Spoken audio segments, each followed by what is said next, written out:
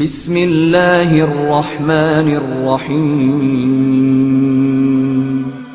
In the name of Allah, the Beneficent, the Merciful. ہمارے channel کو subscribe کریں اور نئی اپڈیٹس کے لیے گھنٹی کے بٹن کو ضرور دبائیں.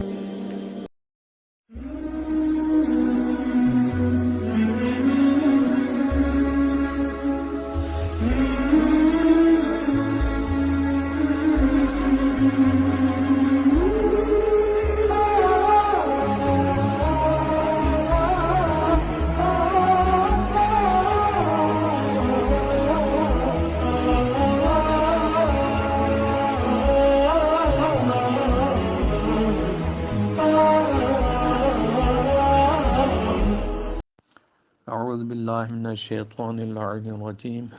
بسم اللہ الرحمن الرحیم. نحمده ونصلی علی رسوله الکریم وعلی آلہ الطیبین الطاہرین.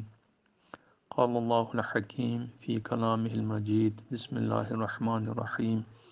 انما انت منذر ولکل قوم ہاد. یعنی اے نبی، آپ لوگوں کو ڈرانے والے ہیں اور ہر قوم کے لیے ایک ہادی ہے. یعنی ہر دور میں پیغمبر کے بعد ایک نہ ایک امام قیامت تک کے لیے باقی رہے گا. معرفت امام زمانہ کے عنوان سے یہ گفتگو جاری ہے.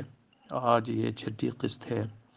آج انشاءاللہ کوشش کروں گا کہ شب قدر سورہ انا انزلناہ کے حوالے سے امام زمانہ کی معرفت کا ایک باب برادران کے سامنے وا کر سکوں، کھول سکوں.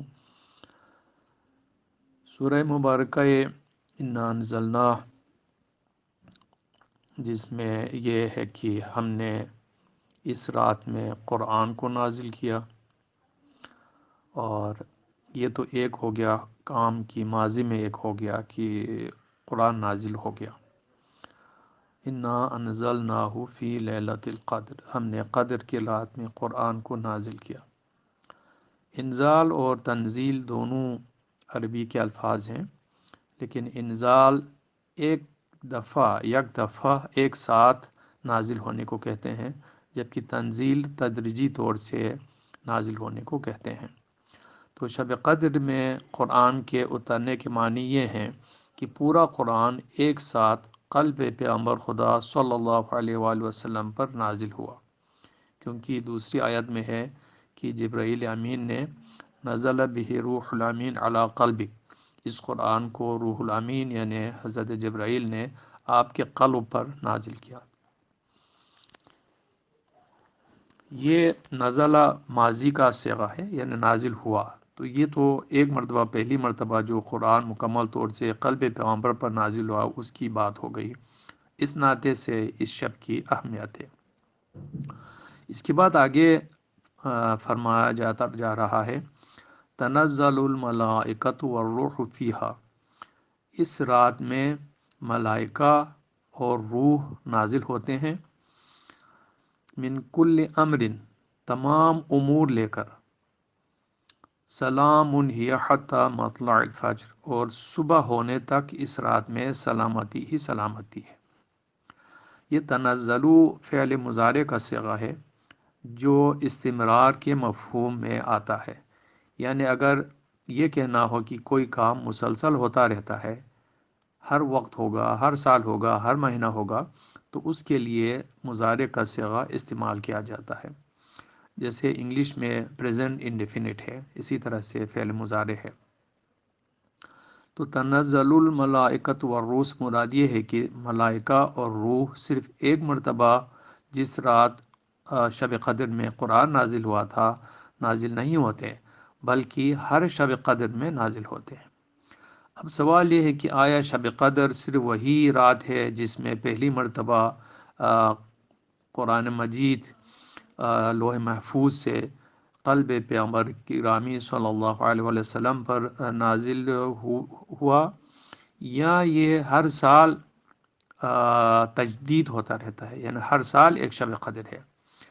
تو تمام شیعہ علماء اور اہل سنت کے اکثر علماء کا بھی یہی ماننا ہے کہ شب قدر ہر سال ہے. اسی لیے رمضان المبارک کے آخری عشرے میں شب قدر اہل سنت بھی مناتے ہیں اور شیعہ بھی مناتے ہیں۔ فرق یہ ہے کہ شیعہ اپنے ائمہ کے حکم کی پیروی کرتے ہوئے 19، 21 اور 23 کی راتوں میں شب قدر کے اعمال بجا لاتے ہیں، جبکہ اہل سنت 27 رمضان میں۔ کچھ احادیث میں یہ ہے کہ شب قدر رمضان میں ہے اور رمضان کے آخری عشرے میں ہے، اور کچھ احادیث میں یہ بھی ہے کہ شب قدر کو ماہ رمضان کے آخری 10 عشرے کی ہر طاق راتوں میں تلاش کرو۔ تو اس لحاظ سے یہ شب انتہائی اہم ہے کہ اس میں نہ صرف یہ کہ پہلی مرتبہ قرآن نازل ہوا مکمل طور سے، البتہ جو قرآن یک دفعہ قلب پیغمبر پہ نازل ہوا وہ تفصیلی نہیں تھا، وہ سربستہ تھا، اور کس طرح سے وہ سربستہ تھا یہ ہم نہیں سمجھ سکتے کیونکہ ہمیں قلب پیغمبر کی کیفیت کا علم نہیں ہے۔ لیکن بعد میں پھر 23 سالوں میں تدریجی طور سے تفصیل سے قرآن مجید آیا آیا سورہ سورہ کر کے نازل ہوتا رہا۔ شب قدر کی جو دوسری اہم ترین جو حقیقت ہے وہ ہے فرشتوں اور روح کا زمین پر اترنا، اور پیغمبر کے زمانے میں پیغمبر کے اوپر، اور جب پیغمبر کا وصال ہو گیا تو اس کے بعد ائمہ اطہار علیہ السلام پر نازل ہونا ہے۔ اسی لیے ائمہ کرام فرماتے ہیں کہ سورہ انا انزلناہ کے ذریعے سے ہمارے دشمنوں سے مجادلہ کرو، اور اسی طرح سے سورہ حامیم دخان جس میں ہے کہ بسم اللہ الرحمن الرحیم انا انزلناہ فی لیلۃ مبارکۃ انا کنا منذرین، ہم نے اس قرآن کو مبارک رات میں نازل کیا، یقیناً ہم لوگوں کو ڈرانے والے ہیں، اور فیہا یفرق کل امر حکیم، لیلۃ القدر میں یا لیلۃ مبارکہ جس میں قرآن نازل ہوا اس میں تمام امور کو الگ الگ کیا جاتا ہے۔ تو یہاں پر فیہا یفرق ہے، یعنی اس رات میں الگ الگ کیا جاتا ہے، یہ بھی مضارع کا صیغہ ہے۔ تو نہ صرف یہ کہ ملائکہ نازل ہوتے ہیں امور لے کے، بلکہ ان امور کی تفریق ہوتی ہے، ان کی تفصیلات بھی بیان کی جاتی ہیں۔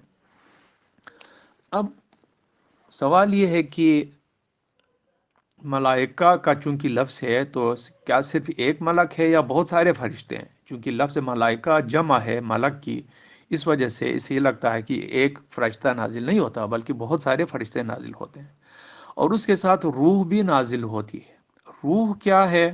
اس کی حقیقت کے بارے میں امیر المومنین علیہ السلام سے پوچھا گیا کہ کیا روح ملائکہ میں سے ہے؟ تو امام نے فرمایا کہ اگر ملائکہ میں سے ہوتا تو قرآن کیوں کہتا تنزل الملائکۃ والروح؟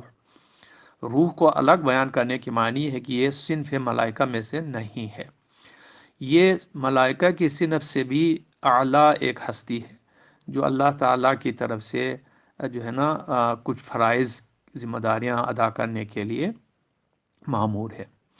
تو فرشتے اور روح تمام امور لے کر زمین پر شب قدر میں پیغمبر کے دور میں پیغمبر کے اوپر اور پیغمبر کے بعد ہر دور کے امام کے اوپر نازل ہوتے رہتے ہیں، اور احادیث شریفہ سے ظاہر ہوتا ہے کہ اس رات کو فرشتے اور روح ایک سال کے لیے جتنے بھی مقدرات الہی ہیں، اب یہ نہیں معلوم کہ یہ مقدرات الہی صرف انسانوں کے لیے ہے یا پورے کرۂ ارض کے لیے ہے یا پوری کائنات کے لیے ہے، اس کا ہمیں علم نہیں ہے، لیکن اس لفظ سے کہ من کل امر تمام امور لے کے آتے ہیں۔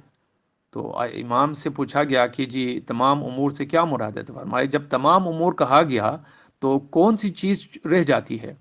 یعنی کوئی چیز ایکسیپشن نہیں ہے، سب کچھ لے کے آتے ہیں۔ اس سے یہ لگتا ہے کہ پوری کائنات کے بارے میں جتنے مقدرات طے ہونے ہیں وہ آج کے رات میں طے ہونا ہے، اور ان امور کو فرشتے اور روح لے کر آج کے دور میں حضرت صاحب الامر عجل اللہ تعالی فرجہ شریف کے اوپر شب قدر میں نازل ہوتے ہیں۔ تو ایت اللہ مرتضیٰ مطہری فرماتے ہیں کہ اس لحاظ سے اگر دیکھا جائے تو شب قدر میں فرشتے اور روح قلب امام زمانہ عجل اللہ تعالی فرجہ پر نازل ہوتے ہیں، جس طرح سے روح الامین حضرت جبرائیل قرآن لے کر قلب پیغمبر پر نازل ہوا تھا، کیونکہ معاملہ کوئی مادی چیز نہیں ہے بلکہ خالصتاً روحانی چیز ہے، اور روحانی چیز کا تعلق جسم سے نہیں، آنکھ سے نہیں، دماغ سے نہیں، بلکہ قلب سے ہوتا ہے، یعنی انسان کی اپنی روح سے ہوتا ہے۔ تو گویا یہ وہ رات ہے جس میں زمین اور آسمان کے درمیان ایک پیون اور ارتباط پیدا ہوتا ہے، اور وہ بھی ایک یا دو ملک کے ذریعے نہیں بلکہ ملائکہ اور روح کے ذریعے، اور صرف ایک یا دو امر کے حوالے سے نہیں بلکہ من کل امرین، یعنی ہم ہر امر کے بارے میں۔ اس لیے اس رابطے کی وسعت کا اندازہ لگانا فکر بشر کی قوت سے بالا ہے۔ اور شب قدر کے ماہ رمضان کے آخری عشرے میں ہونے کا مقصد یہ بھی ہو سکتا ہے کہ جس طرح سے حضرت موسیٰ علیہ السلام کو تورات کے الواح حصول کرنے کے لیے کوہ طور پر 30 دن ریاضت و عبادت کا حکم ہوا، پھر 10 دنوں کا مزید اضافہ کر کے 40 روز ریاضت کے بعد تورات کے الواح حضرت موسیٰ علیہ السلام کو حوالہ کیے گئے، تو اسی طرح سے پیغمبر اسلام اور ائمہ اعظام کو ماہ رمضان کے 20 دن خصوصی ریاضت کے بعد شب قدر کے فیوزات حاصل ہوتے ہوں اور آسمان معرفت و علم کے دروازے ان پر ہوا ہوتے ہوں۔ اور شب قدر کے معین نہ ہونے کی وجہ بھی یہی ہو سکتی ہے، گویا ہو سکتا ہے کہ ایک سال امام یا اور پیغمبر کو 19ویں کی شب کو ریاضت کا دور مکمل کر پاتے ہوں، یعنی امام اور پیغمبر 19ویں کی شب کو ریاضت کا دور مکمل کر پاتے ہوں، کسی سال 21 اور کسی سال 23 کی شبوں کو۔ غرض شب قدر شب انسان کامل ہے، اور اس رات کی روح اور اس رات امام کی روح تقدیر الہی کی لوح بن جاتی ہے۔ اللہ اکبر، یعنی روح امام میں کائنات یا کم از کم انسانوں کی مقدرات کی صورت گری ہو جاتی ہے۔ البتہ قضاء و قدر الہی کے کئی مراتب ہیں۔ ایک مرتبہ روح امام عصر ہے، اس کے اوپر تقدیر حتمی اور لوح محفوظ ہے جس میں کوئی تغیر و تبدل نہیں ہوتا۔ چونکہ شب قدر میں آسمان کے دروازے امام کے لیے کھلے ہوتے ہیں، اس لیے اس شب میں عام انسان جو عبادات بجا لاتے ہیں ان کی فضیلت و تاثیر بھی بہت زیادہ بڑھ جاتی ہے، یعنی ایک رات کی عبادت 1000 مہینوں کی عبادت یا تقریباً 30,000 راتوں کے برابر فضیلت اور تاثیر رکھتی ہے۔ اسی لیے کہ ہر رمضان کی مہینے میں ایک دن ایسا ہے جس میں شب قدر ہے، اور شب قدر میں فرشتے اور روح وقت کے امام پر نازل ہو جاتے ہیں۔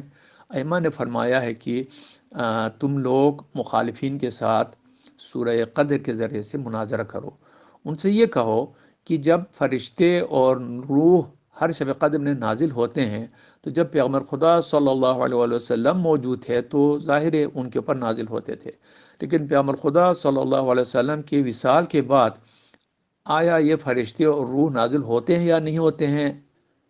تو سورہ انا انزلنا اور سورہ حامیم دخان کی ان دو آیات کے ذریعے سے بالکل یقینی طور سے آسان الفاظ میں بتایا گیا ہے کہ یہ نازل ہوتے ہیں۔ جب نازل ہوتے ہیں تو کس پر نازل ہوتے ہیں؟ کیا ایسی زمین کے کسی پہاڑ پر نازل ہوتے ہیں، یا کسی غار پر نازل ہوتے ہیں، یا کسی میدان پر نازل ہوتے ہیں؟ فرشتے اور روح مادی چیزوں کے اوپر نازل نہیں ہوتے ہیں، بلکہ وہ ایک ایسی روحانی ہستی کے قلب پر، یعنی اس کی روح پر نازل ہوتے ہیں جو ان کو برداشت کرنے کی صلاحیت رکھتا ہے۔ تو سوائے ائمہ کرام کے اور اس دور میں امام العصر عجل اللہ تعالی فرجہ شریف کے کسی اور بڑے پیر، بزرگ، حجت الاسلام، شیخ الاسلام نے دعویٰ نہیں کیا کہ فرشتے اور روح میرے پر نازل ہوتے ہیں۔ تو اسی وجہ سے امام علیہ السلام فرماتے ہیں کہ شب قدر کے ذریعے سے تم مخالفین پر اتمام حجت کرو، اور ان کو کہو کہ اس وقت بھی ایک حجت خدا موجود ہے، اور اس کا ہونا اس لیے لازمی ہے کہ فرشتے اور روح جو مقدرات لے کے نازل ہوتے ہیں ان کو سنبھالنے والا ہو، ان کو وصول کرنے والا ہو۔ امام علیہ السلام کے پاس جب فرشتے یہ چیزیں لے کے آتے ہیں تو امام علیہ السلام کیا کرتے ہوں گے؟ تو اس سلسلے میں امام جعفر صادق علیہ السلام کی ایک حدیث میں آپ نے ارشاد فرمایا ہے کہ جو وسائل شیعہ سے میں درج ہے کہ التقدیر فی لیلۃ 19 والابرام فی لیلۃ 21 والامضاء فی لیلۃ 23۔ 19ویں شب کو تقدیر لکھی جاتی ہے، 21ویں شب میں اس کی دوبارہ تائید کی جاتی ہے، اور 23ویں شب اس پر مہر اور دستخط لگائی جاتی ہے۔ گویا 23ویں شب کو امام زمانہ ان تمام مقدرات کے اوپر جو ایک سال کے لیے طے ہو چکے ہیں اپنا مہر لگا کے ان کو مکمل کر لیتے ہیں۔ گویا ایک لحاظ سے پورے ایک سال کا آج کی زبان میں پلان جو ہے بنتا ہے، بجٹ بنتا ہے۔ پلان اور بجٹ دونوں امام زمانہ کے سامنے پیش کیے جاتے ہیں، اور امام علیہ السلام ان کو اپروو کرتا ہے اور اپنا مہر لگا کے تصدیقی دستخط فرما کے اس کو حتمی کر لیتا ہے۔ اب سوال یہ ہے کہ ایک طرح ہم کہتے ہیں کہ انسان آزاد ہے اور دعا، مناجات، صدقات بلاؤں کو رد کر سکتی ہے، تو جب امام نے ایک سال کے لیے تمام لوگوں کی مقدرات کو امضا کر لیا اور اللہ تعالیٰ کے حکم سے، اللہ کی فرمائش پر، اجازت سے اللہ کی، انہوں نے ان کو حتمی کر لیا، تو کیا ہماری تقدیر فکس ہو گئی ہے، اب ہم مجبور ہیں؟ اس کا جواب یہ ہے کہ ایسا نہیں ہے، بلکہ ان مقدرات کے حتمی ہونے کے باوجود تقدیر الہی کا جو لوح محفوظ ہے وہ اب بھی برقرار ہے، اور کوئی شخص کسی نیک عمل کے ذریعے سے اپنی تقدیر میں کچھ جزوی اضافہ جو ہے نا تبدیلی کر سکتا ہے۔ مثلا کسی نے اپنے والدین یا کسی رشتہ دار کی بہت اچھی خدمت کی تو اس کی عمر میں اضافہ ہو سکتا ہے۔ کسی کو کوئی تکلیف، بیماری یا بلا نے آنا تھا، لیکن اس نے کوئی صدقہ دیا، کار خیر کیا، لوگوں کی خدمت کی، کسی کا دکھ درد اس نے دور کیا، تو اللہ تعالیٰ ہو سکتا ہے کہ اس کے بدلے میں اس سے اس بھلا کو ٹال دے۔ تو یہ آخری فیصلہ اللہ تعالیٰ کے ہاتھ میں ہوتا ہے، اس لیے شب قدر میں امام کی طرف سے امضا ہونے کے باوجود اللہ کے حکم سے اس میں تبدیلی و تغیر کی گنجائش موجود ہوتی ہے۔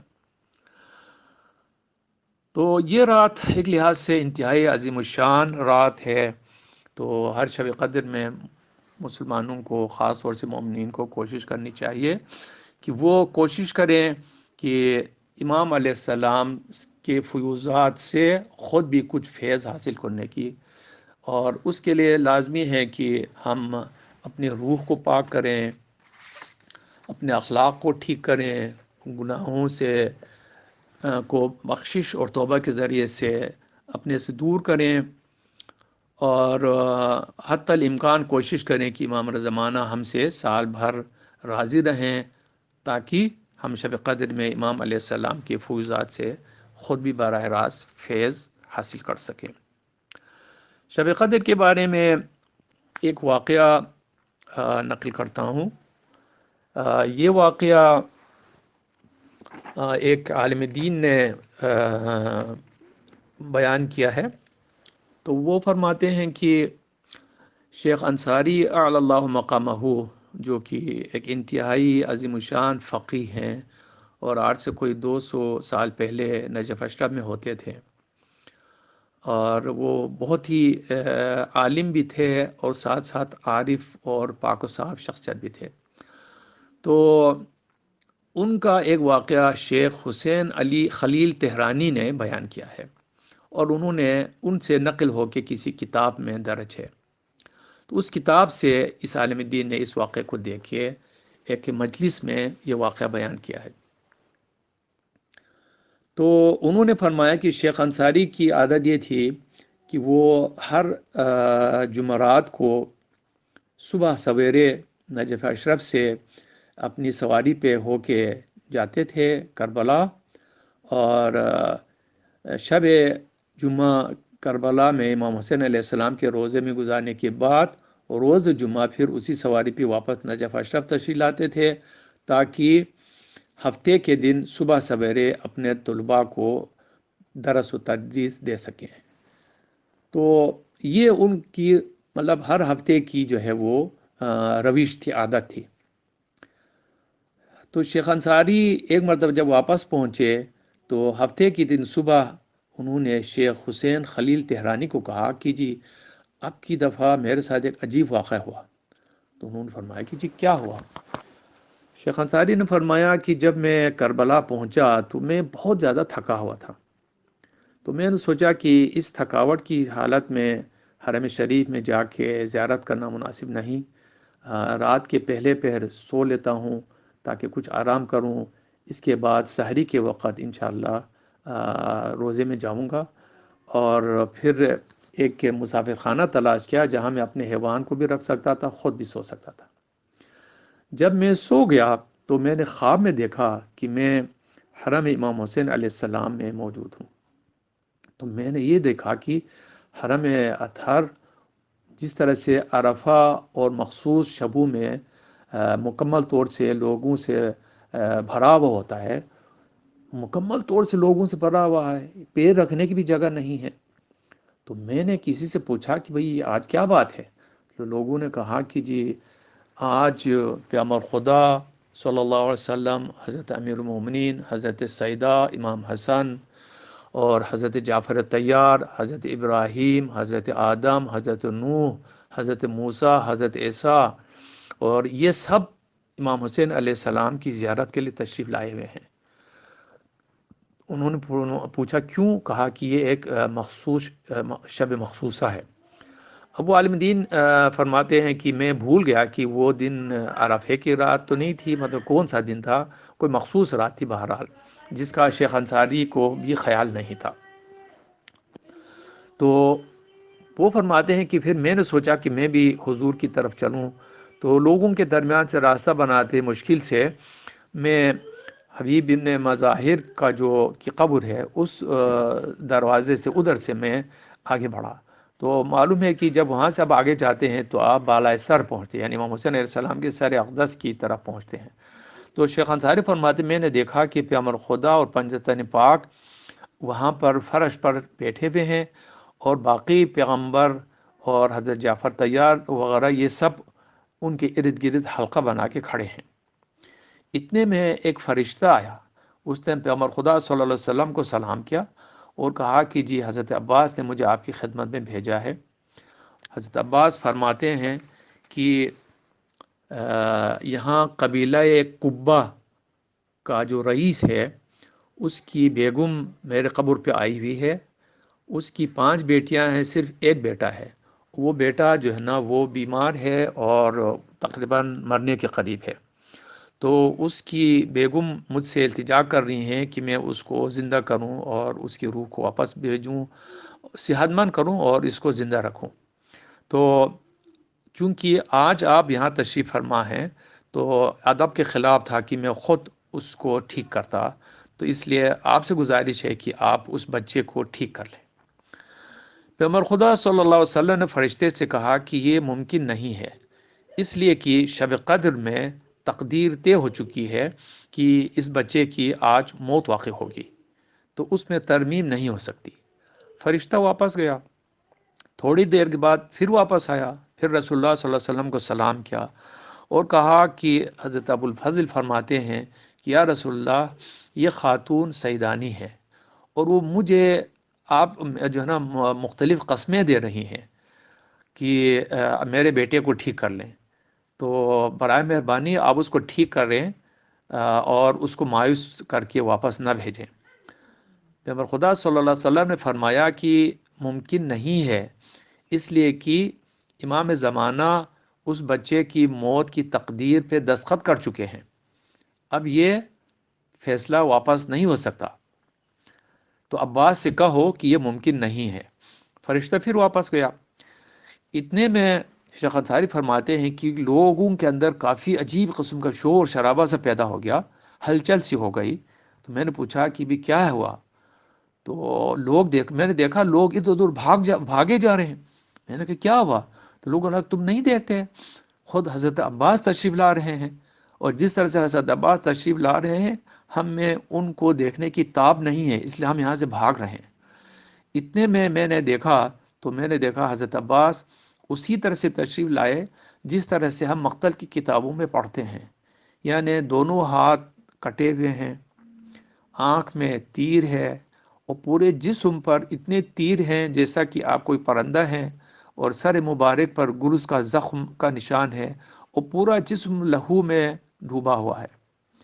اسی حالت میں آپ پیغمبر خدا صلی اللہ علیہ وسلم کے پاس تشریف لاتے ہیں، پیغمبر کو سلام کرتے ہیں، پھر فرماتے ہیں کہ یا رسول اللہ، اللہ تعالیٰ نے مجھے باب الحوائج کا لقب دیا ہے، اب یا تو اللہ تعالیٰ سے گزارش کریں کہ مجھ سے باب الحوائج کا لقب واپس لے لیں، تاکہ لوگوں کو پتہ چلے کہ میں آج سے باب الحوائج نہیں ہوں اور وہ میرے پاس نہ آئے۔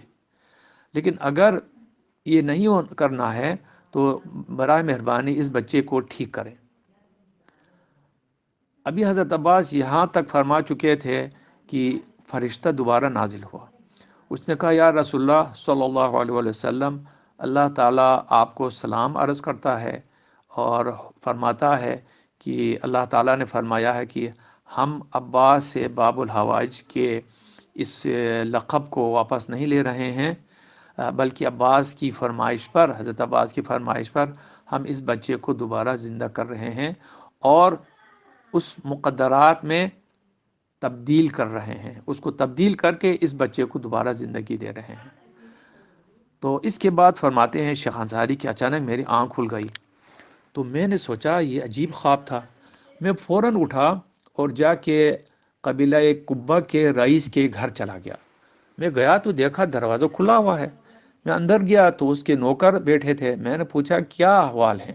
انہوں نے کہا کہ جی اس رئیس کا ایک ہی بیٹا تھا، 5 بیٹیاں تھیں، آج اس کا انتقال ہو گیا، اس لیے سب لوگ پریشان ہیں۔